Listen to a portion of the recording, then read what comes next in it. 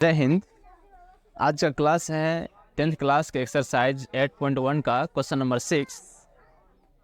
और मेरा क्वेश्चन जो पहले वाला जो अपलोड करके रखे हैं क्वेश्चन नंबर 1, 2, 1, 2, 3, 4 एंड 5 ये सभी चैनल पर अपलोड किया हुआ है। आपको लास्ट में आई बटन में दिख जाएगा, आप लोग वहाँ जाके उसको देख सकते हैं। और जो भी कोई डाउट होगा प्लीज़ आप मुझे कमेंट बॉक्स में पूछ सकते हैं। चलिए आज का क्लास शुरू करते हैं। Question number 6। क्वेश्चन नंबर 6 में बोल रहा है कि यदि एंगल ए और एंगल बी न्यून कोण हो, यानी 90 डिग्री से छोटा, न्यून कोण मतलब 90 डिग्री से छोटा हो, जहां cos ए बराबर cos बी, तो दिखाइए कि एंगल ए बराबर angle B. That means how can draw the triangle. एक राइट एंगल ट्रायंगल लेंगे। इस ट्रायंगल में आपको दो कोण न्यून कोण दिखाना है। राइट एंगल ट्रायंगल में 3 एंगल होती है, उनमें से एक कोण 90 डिग्री करना है, जो आप देख सकते हैं कि यहाँ पे ये 90 डिग्री है, 90 डिग्री है।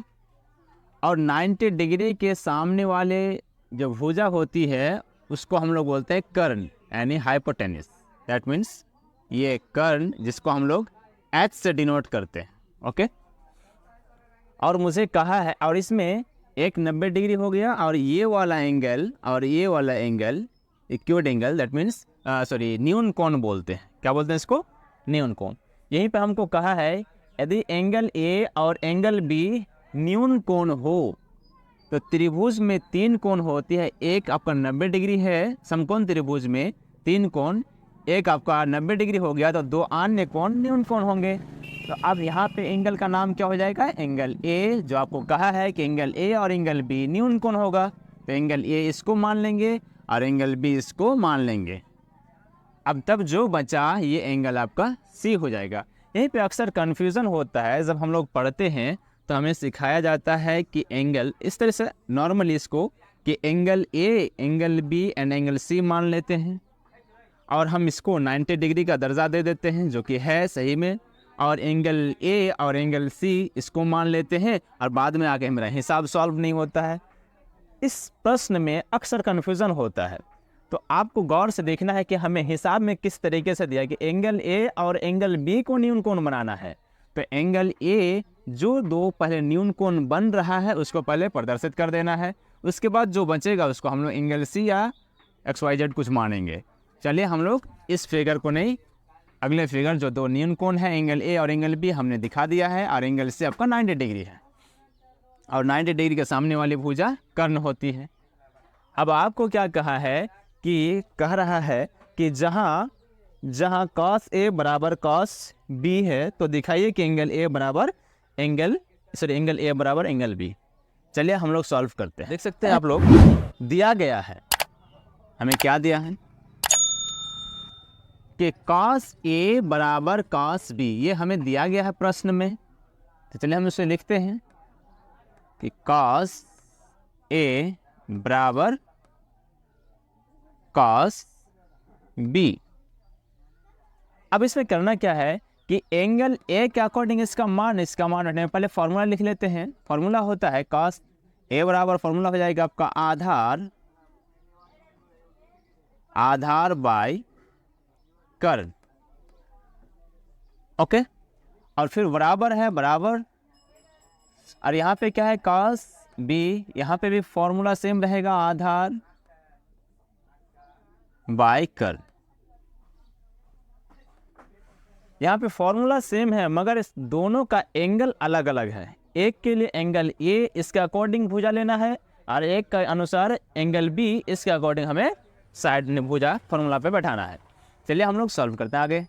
देखिए cos ए, एंगल ए के लिए आधार क्या होगा और कर्ण क्या होगा? तो एंगल ए के लिए आधार होगा इससे सटा हुआ भुजा। दैट मीन्स ये एंगल ए के लिए ये क्या हो जाएगा? आधार हो जाएगा। गुड। चलिए तो आधार क्या हो जाएगा? AC। यहाँ पे भुजा का नाम है AC बाय, और कर्ण का नाम क्या है? AB। कर्ण हमेशा बराबर रहता है सबके लिए। AB। ओके, उसके बाद बराबर आगे पूछा है आधार बाय कर्ण, लेकिन ये आधार बाय कर्ण किसके लिए? एंगल बी के लिए है, जो एंगल बी आपका यहाँ पे है। तो इस एंगल के लिए आधार क्या होगा? तो इससे सटा हुआ भुजा, एक सटा हुआ भुजा आपका कर्ण होगा और एक आधार होगा। तो यहाँ पे आधार क्या हो जाएगा? BC, यानी BC बाय कर्ण, कर्ण हो जाएगा आपका AB। Got it? अब नेक्स्ट स्टेप में देखिए, यहाँ पे कुछ चीज़ बराबर दिखे, यानी जब कोई चीज़ बराबर होता है समीकरण टाइप में तो उसको काट दी जाती है। नॉर्मली यहाँ देख सकते हैं कि AB भुजा और AB भुजा ये दोनों बराबर है, तो इसको हम लोग काट सकते हैं। खत्म हो गई। आपके पास बच क्या गया? भुजा AC बराबर भुजा BC। अब इसको हम लोग थोड़ा चित्र में आते हैं, फिगर में आते हैं। ये AC क्या है? कौन सी भुजा? AC ये वाली भुजा को बोलते हैं, और BC ये वाली भुजा है। अब जब ये दोनों भुजा आपस में क्या हो? बराबर हो, इसके एंगल भी क्या होंगे? बराबर होंगे।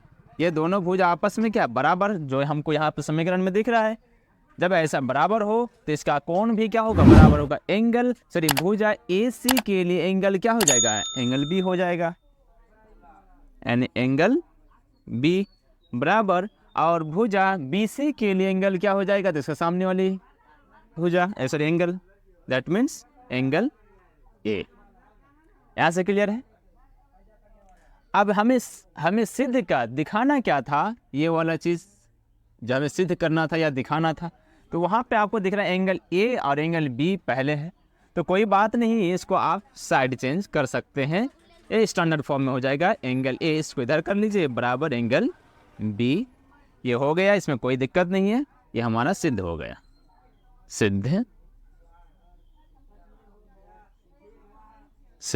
हुआ।